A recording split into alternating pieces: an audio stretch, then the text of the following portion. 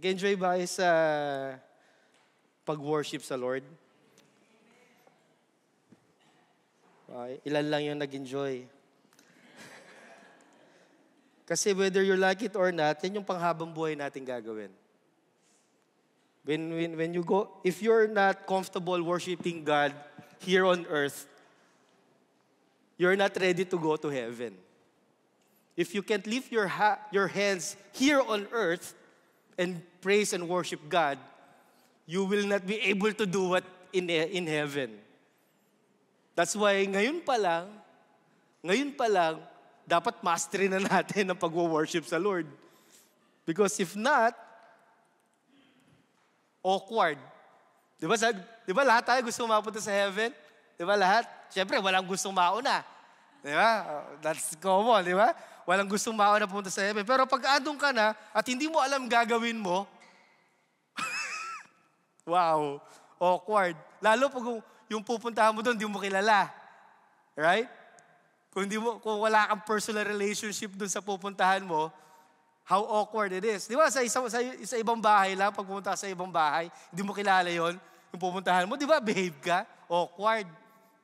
Di ba, laso kasi sa sansulok. Di ba? Compose ka, behave na behave. Pero pag kilala mo yung pupuntahan mo, ikaw na nagbubukas ng ref. Di ba? Ikaw na nagbubukas ng ref. Ikaw na yung, hindi ka na kailangang alukin. Kusa ka ng kumukuha sa ref, sa pantry. Ikaw na nagluluto. Kasi comfortable ka na eh. Di ba? Pero pag hindi mo kabisado yung may bahay, wala. Kaya ngayon pa lang, kinikilala natin ang Panginoong Jesus.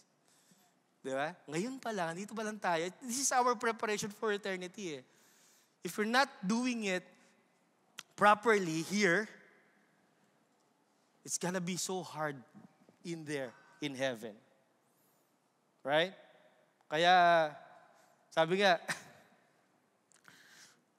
lahat gustong pumunta sa langit. Di ba? Lahat gustong mapunta sa langit. Pagpunta pa lang ng church, battle na. Langit pa kaya i-aim? Funny, but that's the truth. Di ba? Gusto lahat pumunta sa heaven. Pagbukas pa lang na Bible, hirap na. Pag-devotion pa lang, hirap na. Di ba? Let this be our wake-up call. Na if we really pursue Jesus Christ, and we really want to go to His kingdom, let us practice this today. Diba? Let us practice it today. Kasi mahal na mahal tayo ng Panginoon. Ayaw niyang mapahamak tayo. Ayun ba doon? Okay ba tayo? Komportable ba kayo sa inuupuan ninyo? Komportable? Ayos. Mamaya may papagawa tayo. Amen. So, let us continue this series, Love God with All Your Heart. Diba? So, previously, diba, sa mga nagdaang linggo, we talk about how God loves us so much. Tama? Natutunan natin yung Sister Arlene, kay Pastor Jeff, diba? Kay Pastora Ella last week. Mga terms of love, yung talagang how to show our love sa Panginoon Diyos, di ba? And what is so great about God's love? Di ba sabi dito sa Romans 8:28, but God demonstrates His own love for us in this, while we were still sinners, Christ died for us. Let us be, natin to ba? Namnamin natin tong Bible verse na to. Na kahit gaano ka kasablay sa buhay mo, si Kristo namatay sa'yo. May Diyos na nagbigay ng buhay for you. Tingnan mo yung katabi mo. Tingnan mo lang, magamiya. Kahit hindi nag-toothbrush yan, okay lang. Kahit hindi naghilamos yan, hindi naligo yan, okay lang. Diba? Okay lang. Kasi namatay si Kristo para sa buhay na yan. Right? Jesus Christ died for that person next to you. And also to yourself. Di ba? Ganyan tayo kamahal ng Panginoon. Can you name someone aside from Jesus Christ that He offered His life to save millions, to save humanity? Name me.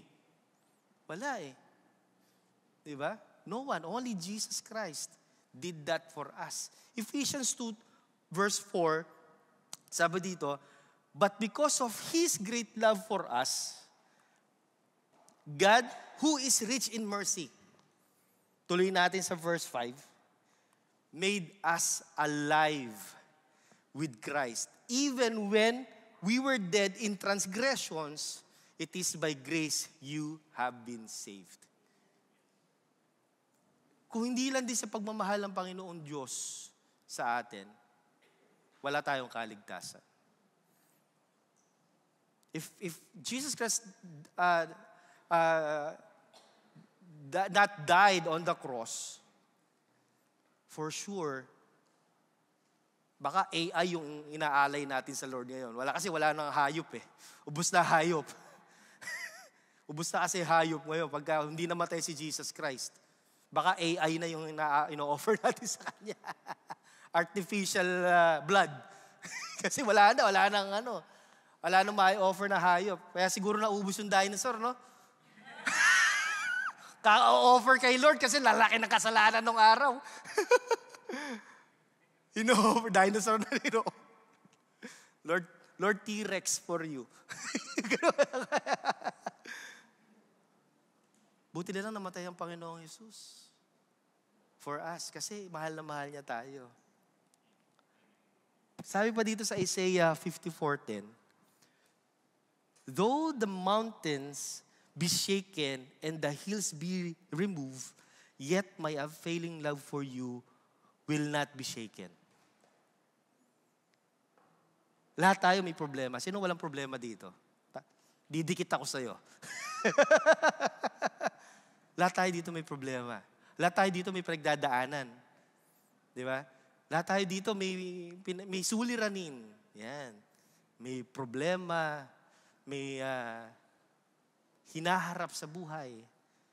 Pero alam nyo, ang ganda na sinabi dito sa Isaiah, yet my unfailing love for you will not be shaken. Never yung love ng Panginoon sa'yo magbabago. Hindi magbabago. Ganun ka-great yung love ng Panginoon sa atin. Tuloy natin. Nor my covenant of peace be removed, says the Lord who has compassion on you. In our life, there's a lot of trials. Right? Trials, testings, difficulties. Name it all. But His love for you will never change. He cares about you so much. That's why don't think that He's taken you for granted. Hindi totoo na tutulog si Lord. At hindi totoo na tinitake ka niya for granted. Iniiwasan ka niya, ay anak ko, dito ako dadaan. Ay, nagpe-pray yung anak ko sa akin, medyo hahawiin ko. Hindi ganyan ang Panginoon pinaglilingkuran ko. Ewan ko sa Panginoon mo pinaglilingkuran mo. That's not the God I'm serving.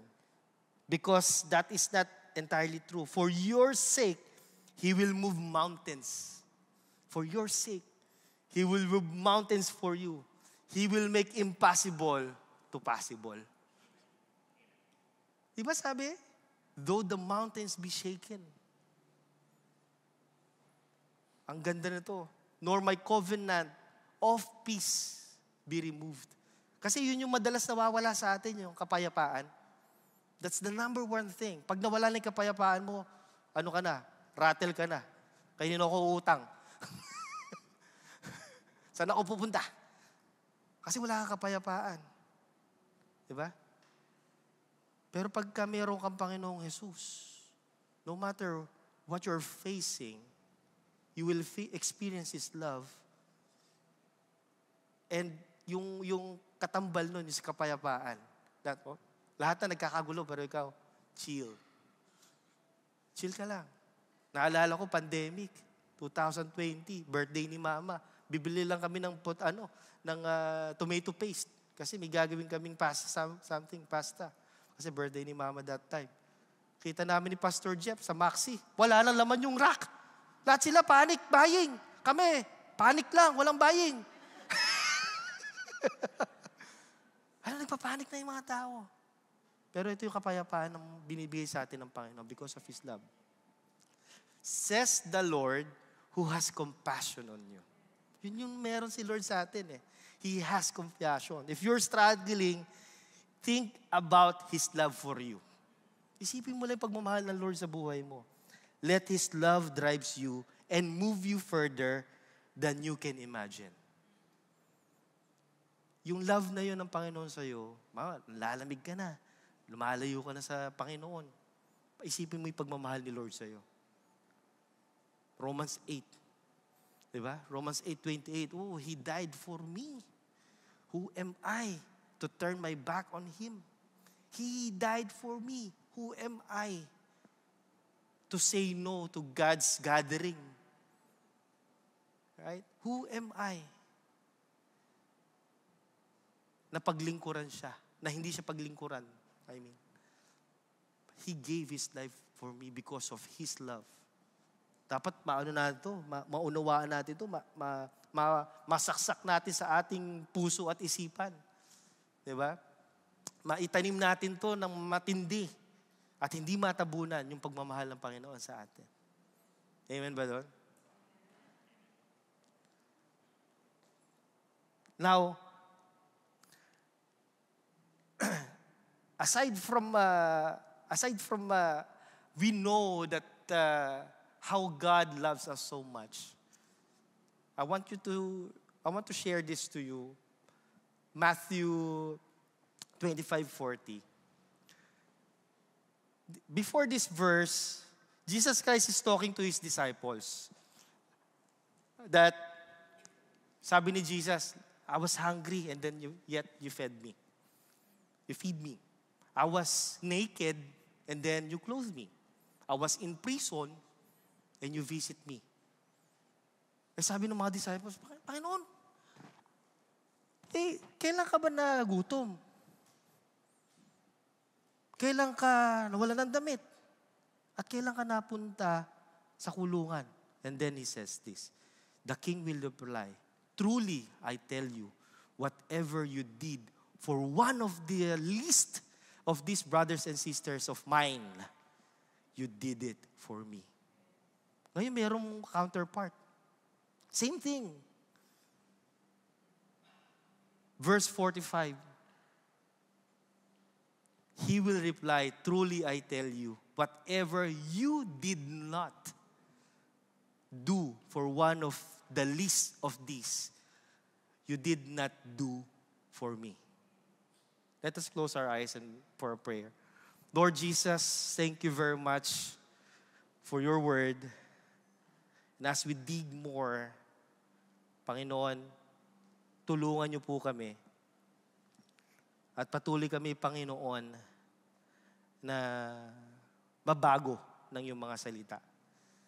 Help us, Lord, to submit. Help us, Lord, to obey and to fulfill your will in our lives. And as we read and study these words of yours, let there be transformation. Let there be change in the way we speak, we walk, we talk, and let your name be lifted high, and let your name be glorified in our lives. Ma-highlight ka, Panginoon, sa aming buhay. And let Christ-likeness shine on us. In Jesus' name we pray. Amen. All right, so we will talk about visible love. Sabihin nga natin, visible love. Visible love. Yeah. So that's what we got. Today we'll talk about it. And showing our love to God is somewhat easy.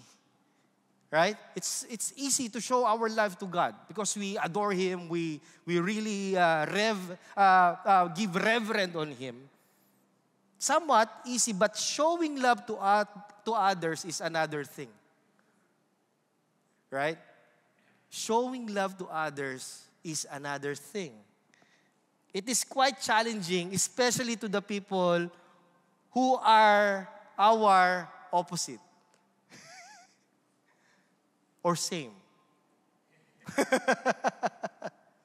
It's quite challenging, right? Tell your seatmates, you are worthy of my love. Right? You are worthy of my love. That is true. That is true. That your seatmates, are worthy of your love. As God loves them so much, loves us so much. God's love must be visible, especially to us who called Christians or disciples of Jesus Christ. It must be shown. We are not the number one complainers. We're not number one gossipers. Right? Because we are Christians. We are disciples of Christ. Overrated na yung Christians eh. No? When we say Christian, you're not a Muslim. Yun na yun eh. That's the definition of Christianity right now. But let us label ourselves, I am a disciple of Jesus Christ. Oh, that's something. That's something. When you say, wait, ano religion mo? I am a disciple of Jesus Christ. Oh, that's something. You should practice that when we introduce ourselves. Who are you? No, I'm a disciple of Jesus Christ. I'm not just a Christian. Right? So Christian Fair will change his name to Disciples of Jesus Christ. So, we are disciples of Jesus Christ. It means we are a follower of Him. Pag sinabi mong follower ka, yung kung ano ginagawa nung pina-follow mo, gagawin mo. Right? That's the meaning of a disciple. Right? Whatever Jesus Christ is doing, what would Jesus do? You will do the same. If Jesus says, love your enemy, you will love your enemy. Right? If Jesus Christ say, pray to those who persecute you, you will pray for those who persecute you. Not that God will take them, but God will bless them. Right? So, it must be visible. Our love to others must be visible. It's not only that we say, I love you with the love of the Lord. You say that, I love you with the love of the Lord. Alam mo ba? may kasama namang gossip. Diba? I love you with the love of the Lord, pero alam mo ba, si nako, ganun. Yung kinakausap, ay ganun, alam mo, nabalitaan ko nga yan. But here in God is able, we cut those spirit. We rebuke that spirit. No gossipers here in church. Can I hear an amen for that? Yes, no more gossipers here. Right? We killed that spirit already. Way back then. So, when we say, I love you with the love of the Lord, it must show. It must be shown. But, we need to discuss ways to show God's love. Right? Because it is very important to know how to show our love to other people because we are God's people. Because our God, our Lord and Savior, Himself is love. So when we accept Him, it must be shown. Right? Dapat showy yung pagmamahal natin. It's not hidey. It's not be showy. Right? Ano ba yung mga paraan ng pag-show ng pagmamahal natin sa ating mga kapwa? Alright? It's very important we know these things. This will bring us transformation. Kung dati hindi mo ito ginagawa, ngayon gagawin mo na. Kasi mahal mo si Lord. Yun lang naman yun eh. Ba't ko ba gagawin to? Kasi mahal mo si Lord. Pag hindi mo mahal si Lord, hindi mo gagawin to. Diba? But because you love God, we show our love to God, we will do these things. First, listening. I believe all men are mastered this one. Right? Amen? Amen? I heard the first amen from Brother Jay. I think he experienced it in a hard way or in a easy way. Yeah? We husbands are master of this. Right? Amen? We listen. We don't judge. We listen. We don't judge. So, we need to listen. Listening is very important to show our love to others. Sabi dito sa James 1:19, "My dear brothers and sisters, take note of this. Everyone should be quick to listen, slow to speak, and slow to become angry." Wow. Quick to listen. Dapat mas mabilis yung pag-listen natin kaysa mag-speak, kaysa magalit ka agad. Kasi yun ang madalas no? That is so common in our society right now that when your ego touched or stepped on, your initial reaction is retaliate. Diba?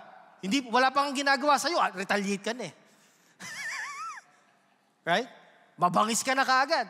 Leon ka na kaagad, wala pang umaatake sa'yo. Sometimes we are like that. We don't listen first. Bible says, I didn't say that. The Bible says, quick to listen. Quick to listen. Right? Most numbers of people don't know how to listen. Most number of people don't know how to listen.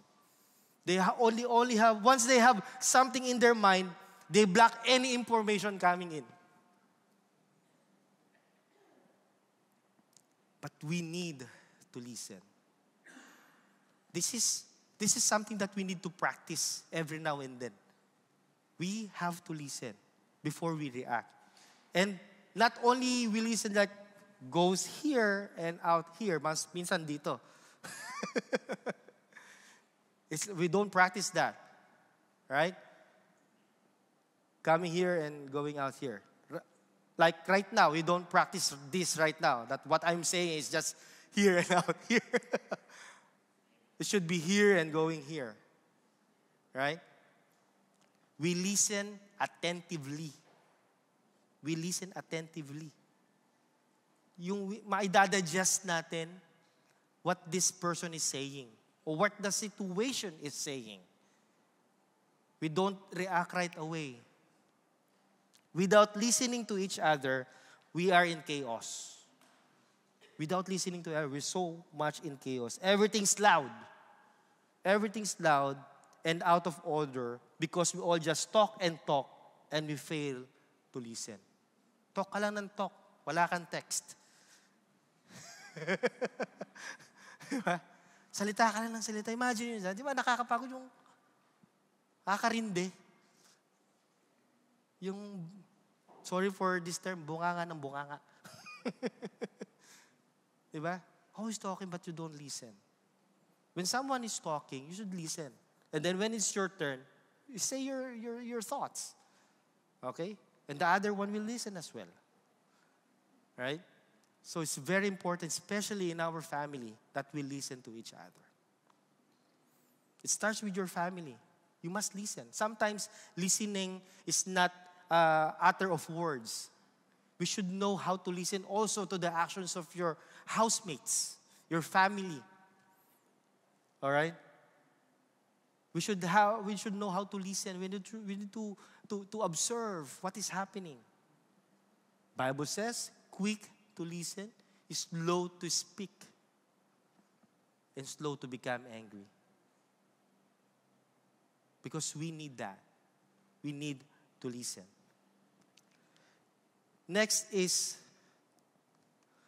generosity. Wow. Generosity. 1 John 3:17 says, if anyone has material possessions and sees a brother or sister in need but has no pity on them, how can the love of God be in that person? You know someone who is struggling. You know someone who is struggling, help right away. You help that person right away. These things sometimes doesn't need 21 days prayer and fasting. Sometimes we're like that. The person is struggling right now. Wait, magpa-fasting muna ako. Magpe-pray ko muna kung matutulungan kita. If you see that person need help, help that person right away. Don't delay. Because God will not orchestrate for you to see that person struggling if you're not able to help that person. God is a God of order. All right? God is the God of order. And when He orchestrates something, kaya mo. You can help that person. It's not always monetary. It's not always prayer. Sometimes ganun eh. May pera ka naman pero pagpe-pray kita. Ayaw mong bumunot. Di ba? May pera ka naman, may extra ka naman, pero ayaw mong bumunot. Pagpe-pray mo, may kailangan ng damit ng tao. Nung pinag-pray mo ba, nagkadamit siya. Di ba? So we have to act right away, and we need to act. We need to be generous. Because whatever we have right now is not ours. Remember, naked we come here, and naked we will depart. Whatever it's in your bank account right now, positive or negative, you cannot bring it to heaven. Right? Whatever the count of your cars or properties or stock markets you have, your shares of big companies you have, you cannot bring it to heaven. Never. Right? But you can use it here to help others. You can use it here to help others. How many pair of shoes you have? How many clothes we have? Right? How many things that we have? Kanina nagmi-meeting kami sa evangelism. We were Pastor of France is planning to help homeless people. So be ready your donations. It's coming right at you. All right? So kung may mga pinaglumaan kayo, tabi nyo na, huwag nyo gagawing basahan muna. Yung mga ano tawag yun? Yung mga branded yung damit. Pamigay na natin yan. Ha? May Giordano ba dito? Yun na nasa isip ko, Giordano. Okay. So, we have to help others. We can show our love to God by helping someone in need. Be generous. Be generous, guys. What does it mean by being generous?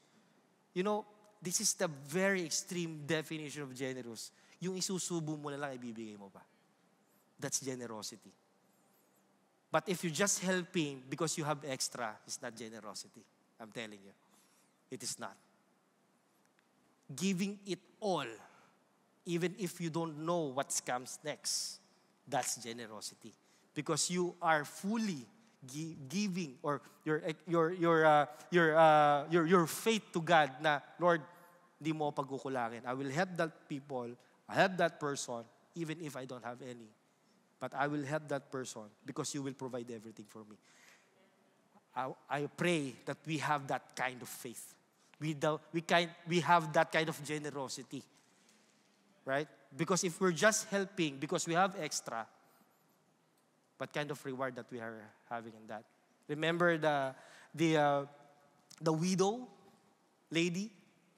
Widow lady. He gave all. And what is the value of her all? 2 coins? That's her all. She got no job. She got no support. But she gave it all. That is generosity. Giving it all to God. Giving it all to other people.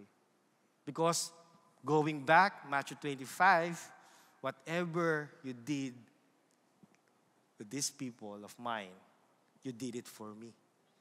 And whatever you did not do it for these people of mine, you did not do for me. Now you're standing in the face of God. what did you do to my people? Right? Be generous. Next, encouragement. Hebrews 10:24-25. Let us consider how we may spur one another on toward love and good deeds. Next, not giving up meeting together as some are in the habit of doing. Look at this. Some, not all. Some, but not all. Look at us. Look at our attendance. You see how many seats that are empty? That seat probably belong to your family, to your friends, to your best friend, right? But encouraging one another, and all the more as you see the day approaching. It's very important. Your presence right now, your great smile. Can you say smile? Wow. Your great smile. Come on. Smile. Smile. La-la-la. Yeah. That's free. I'm telling my son, my eldest one, don't afraid or don't be shy to smile. I told him, because your smile is $7,000 smile. So use it very often. Smile, show your teeth. Because that's an expensive smile. Your smile is already an encouragement to all of us. Do you believe in that? Your presence right now, your smile, is really a great encouragement to all of us. Right? Na-encourage ba kayo sa mga katabi nyo? Do you feel encouraged when you see the person next to you? Parang hindi naman.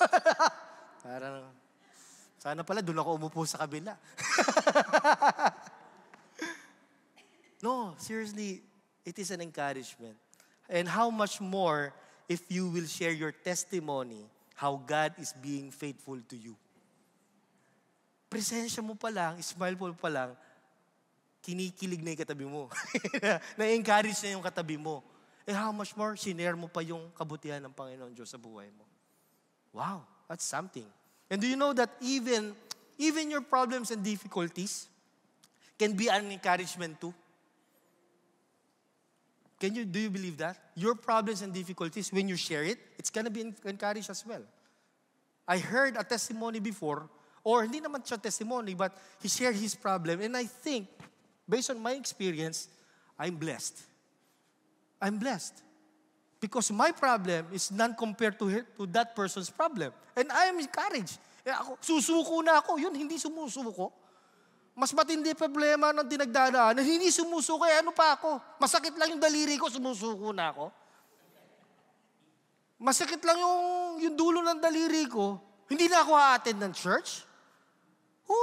Yung problema ng kapatid ko na to, ibang klase, ibang level, pero pumupunta sa church. Di ba? Lahat tayo may problema. But we need to encourage one another. Not giving up meeting. Ngayon, pag kami narinig ka, ay may live group, excited ka kasi may encourage ka na naman eh. It's not only you, but you yourself is an encouragement as well. So don't give up meeting one another. Diba? Masterin natin to. Masterin natin yung pag-attend ng church. Nasabi nga ni Pastor Jeff before, nag-uumpisa kami ng God is able. Pag umulan ng apoy, yun ang cancel yung service. Yun lang cancel ng service. Pero hanggat hindi umulan ng apoy, diretso pala ng service. Yeah?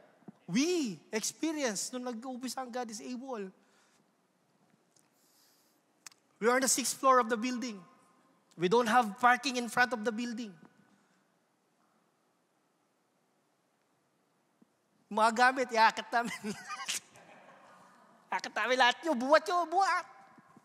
Taas. At meron pa, second floor, walang elevator. Hagdan yun. Buhat, sige, buhat. But we don't. Umuulan. Ang lakas ng ulan. Tapos, ang lakas ng snow. And I still remember we're gathering in the park. In the park. Ito, di ko talaga makakalimutan to. We're gathering in the park. We did our service in the park sa Beaver Lake. Beaver Lake. The rain goes down. The rain goes down. Literally, umulan. Literally, umulan. Ano kami? Buti may tent kami doon. The rain goes down. Ano kami sa isang tent? Diretso. Diretso pa rin kami. Wala makakapigil. Wala makakapigil. Diba? Kasi diretso lang eh. We need to encourage each other. Meron pa. Ha? Sa 6th floor kami. Literal talaga eh. Fire, fire. Apakainit. Walang aircon. Burn, burn, burn, burn. Lord, ito ba impyerno, Lord? Buti lang, ang way namin papuntang heaven. Pinarala sa amin ng Panginoon yung touch of hell. Ang init. Ang hirap. Tagaktak lahat. Kala kami nag-marathon. Pero diretso pa rin. Tira pa rin. Diba? Diretso pa rin, punta pa rin sa church. Kasi walang makakapigil. We are not giving up. We are not giving up. Yung comfort ngayon, grabe. Compare sa nag-uumpisa talaga yung church. Lord, thank you that we're still here. We're still here. We don't give up. Ipakan natin ang Panginoon. That's why we encourage you. Be an encouragement to others. Kahit may problema ka, okay lang yan. Kahit may problema ka, may difficulties ka, may problema sa family mo, may problema ka sa relationship mo, nag-away kayo ng asawa mo, punta ka pa rin ng church. Nung may sakit yung asawa ko, a few weeks ago, maraming sasabi sa amin, huwag na kayo mag-attend ng church, pagod na kayo, may sakit kayo. Pero sabi ko sa asawa ko, we cannot find healing here in this house, but we can find healing in the presence of God. Nothing can stop us to show ourselves, to meet you guys, and to meet the Lord, to experience the presence of God. Kaya nananahan ng presensya ng Panginoon sa lugar na to because of us. Because of us. Kasi mga creation niya tayo. And He Himself is in us.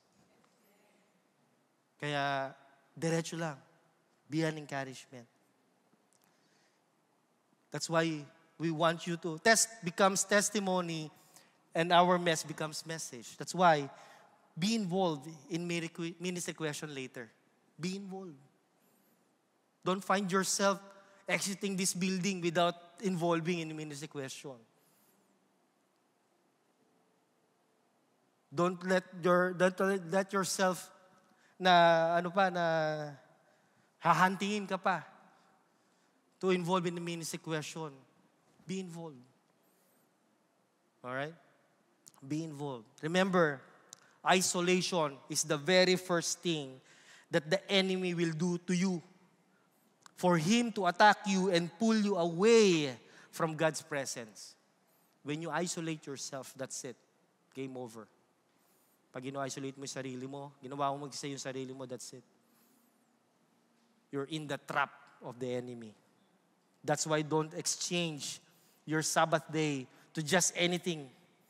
Prioritize fellowship. It will help you a lot in your spiritual growth. Really. There be battles left and right, but battles are meant to win by battalion. Battles are meant to win by battalion. not by individual. Right? Not by individual. Alam ko may mga battles tayo personal, yes. Imagine your battle, kasama mo, God is able church. God is able church. Kasama nananalangin sa'yo. Nakasuporta sa'yo. Pero pagka ina-isolate mo yung sarili mo, wala. How you will feel it. Right? So don't isolate yourself. Not giving up meeting. Pang-apat, kindness. Tingnan mo yan sa tabi mo, mabait ba yan? Mabait ka ba? Mabait ka ba? Weh. Yung iba, yumuyo ko na lang, dinamit yan. Sobra na to. Kanina, generosity. Ngayon, kindness. Di na ako titingin. Matthew 5:44, sabi dito, but I tell you, love your enemies and pray for those who persecute you.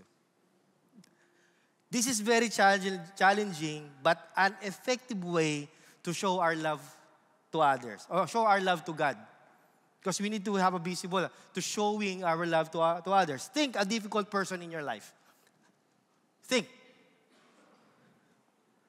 It's easy, right? when you think a difficult person in your life, it's easy.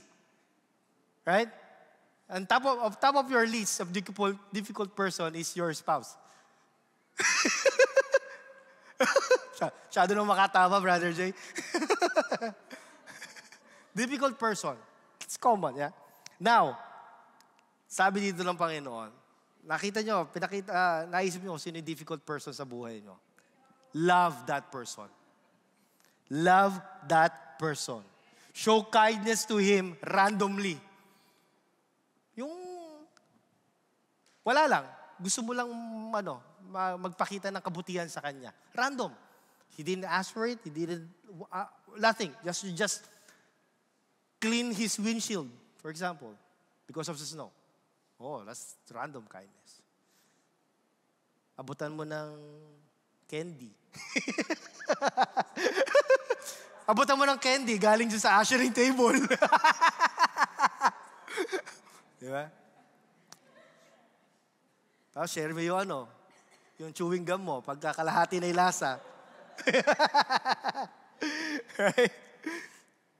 Give your best smile and your best dish to that person. Best smile and best dish. Diba? Napaka-effective ng dish. Maraming mga tao na nakuha sa dish. Kundi dahil sa sisig mo, wala ako dito sa church.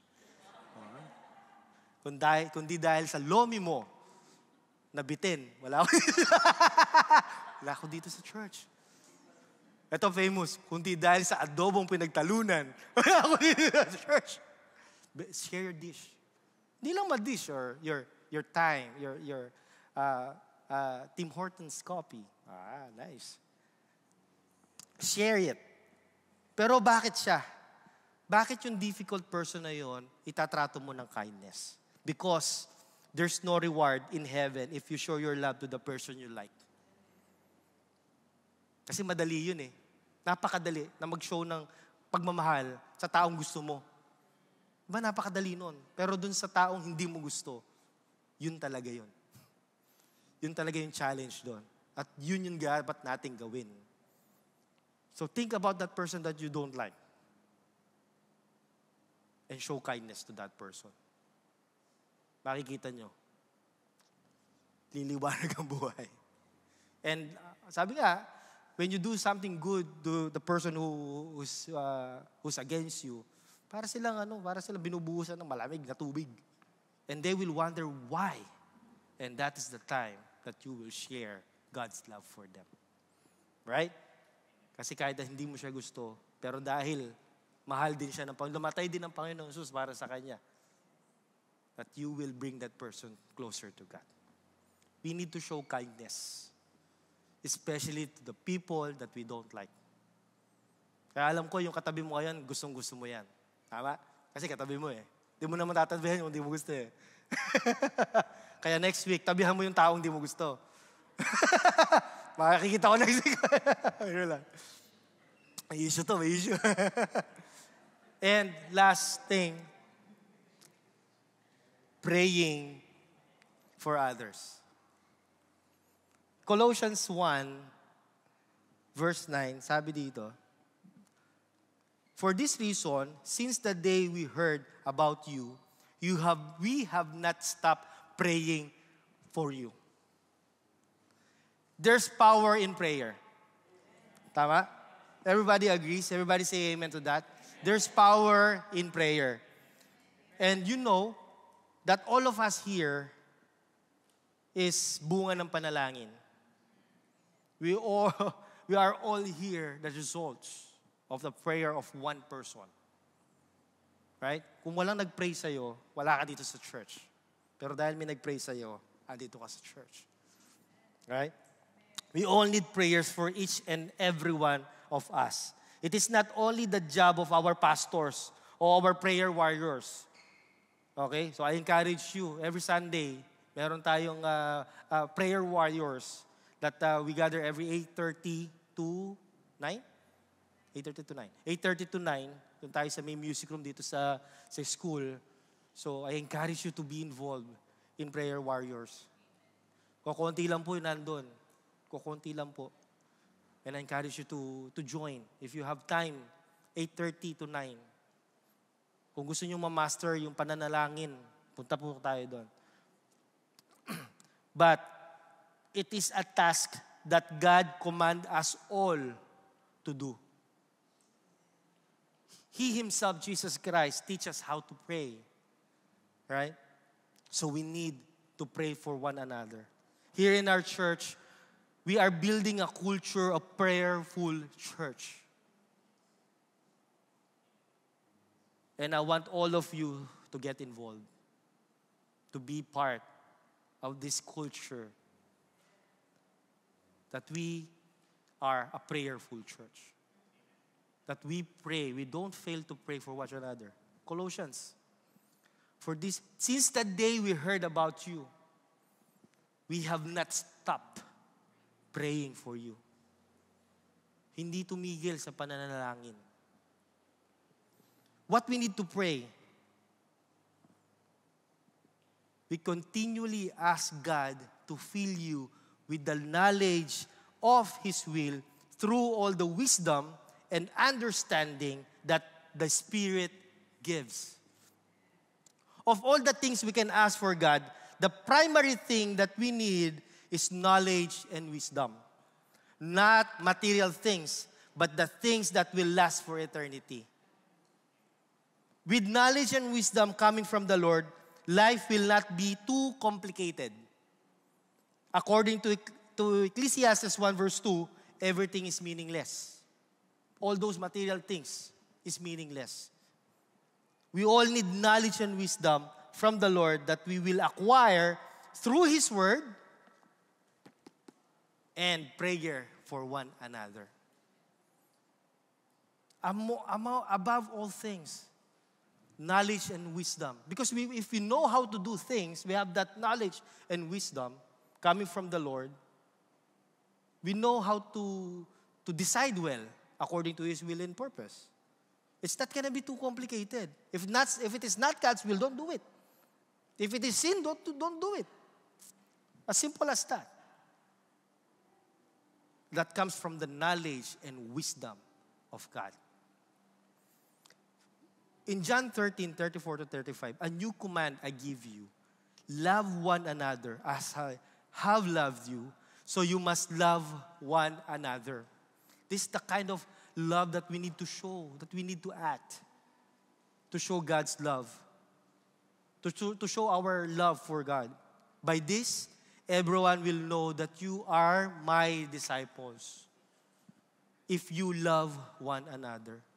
If you call yourself a disciple of Jesus Christ, you should love one another. Not love another one, love one another. Okay?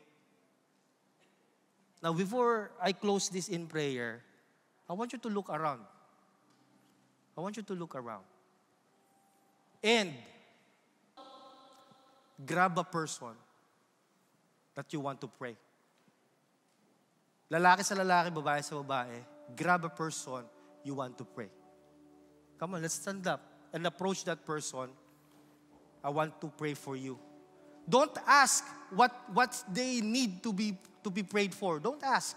Ano yung leading sa'yo ng banal na Espiritu? Pray for that person. Wag na yung spouse nyo. Wag nyo na yung kakilala, yung best friend nyo. Wag na yun. Grab another person. Grab another person. Worship team, do the same. Go here, around, and pray. Pray for that person. Sige. Panalangin mo yan. Grab that person. Yes. Grab that person. Sige. Pag-pray mo, I'm giving you 2 minutes to pray for each other. Giving you 2 minutes to pray for each other. Wag kang papayag na wala kang maipanalangin. Wag kang papayag na wala kang maipanalangin. Yes, hallelujah. Pray for each other, not only just one who's praying, but pray for each other. Open your mouth and pray. Pray for that person. Whatever the Holy Spirit is leading you to pray for that person, pray for it. Rebuke all the works of the enemies. Kung may over familiarity, break that. Rebuke that. If there's a spirit of laziness, rebuke that in the mighty name of Jesus. Yes, hallelujah. Yes, Lord. Pray for that person. Yes. And receive the blessing. Receive and release the blessing. In Jesus' mighty name.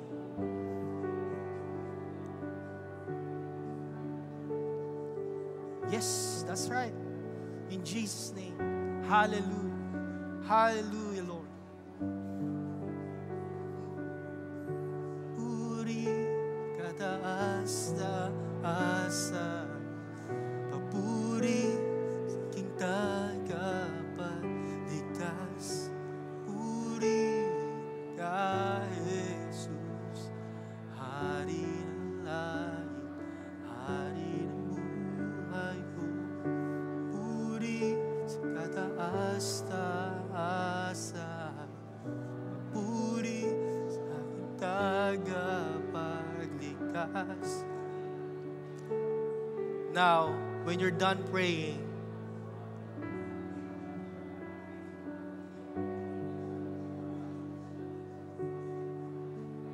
make sure that you ask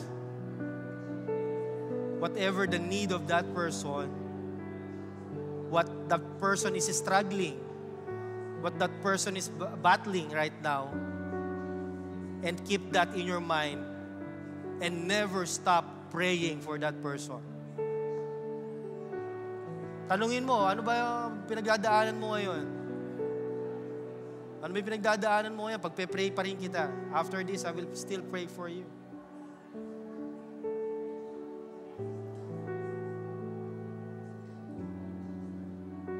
Yes. Purihin ka, Panginoon. Yes. Hallelujah. Buhay ko. Yes. Nice. So nice to end it with hug. Hallelujah. Oh, purihin ka, Panginoon. Sarap. Yes. Yes. Hallelujah.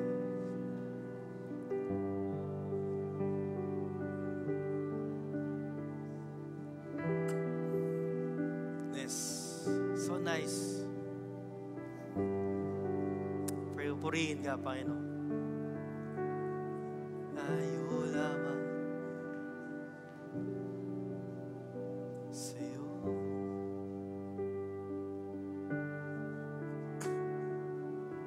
Yes. Diba? Masarap nung may nagpe-pray sa'yo. Something that really encouraged, an encouragement to one another, that we pray for each other.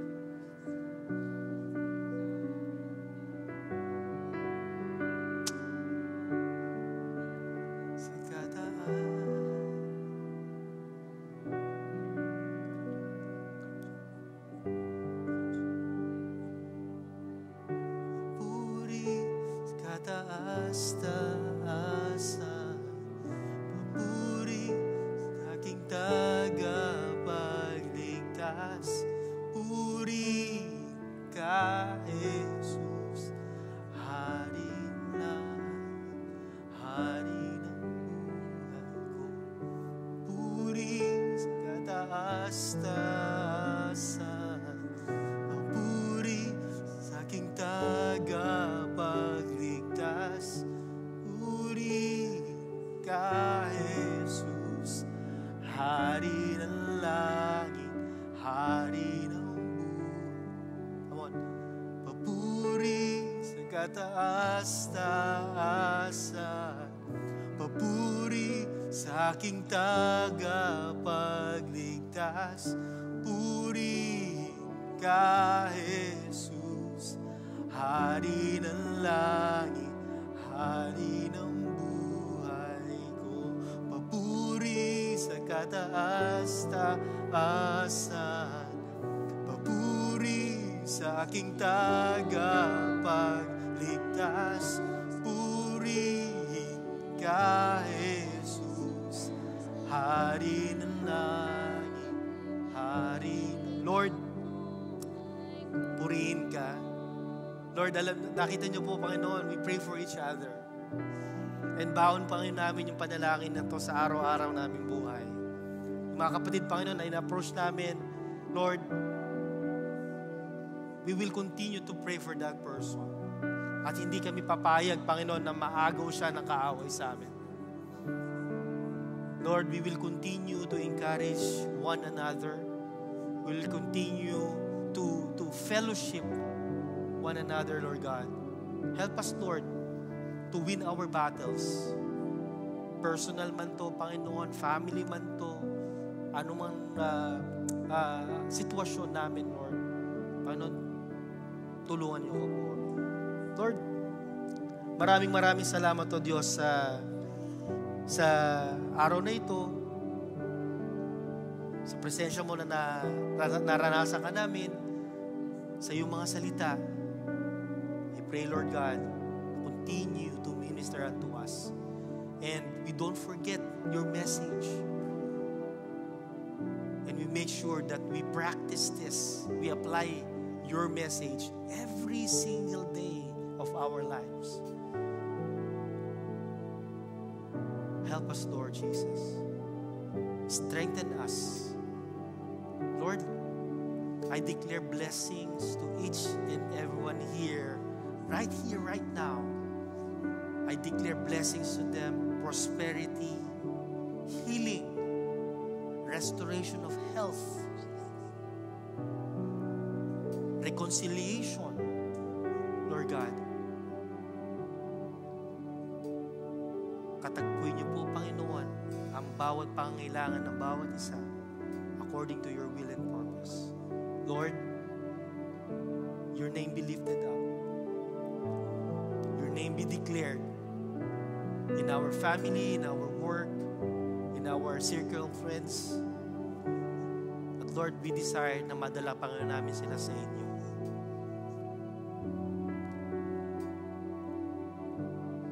Thank you very much, Lord God. Salamat po. Purihin ka, dakilain ka sa iyo, Panginoon, ang aming buhay. Sa matamis na pangalan ng aming Panginoong Jesus. Amen and amen. Palakpakan po natin ang Panginoon. Yes, hallelujah. Thank you, Lord. Are we all blessed? Are we all encouraged? Are we all empowered? Can I hear you shout aloud, thank you, Lord? One more time, thank you, Lord. For the last time, thank you, Lord. Hallelujah. So as we come close to the end of our service, I'm going to invite you one more time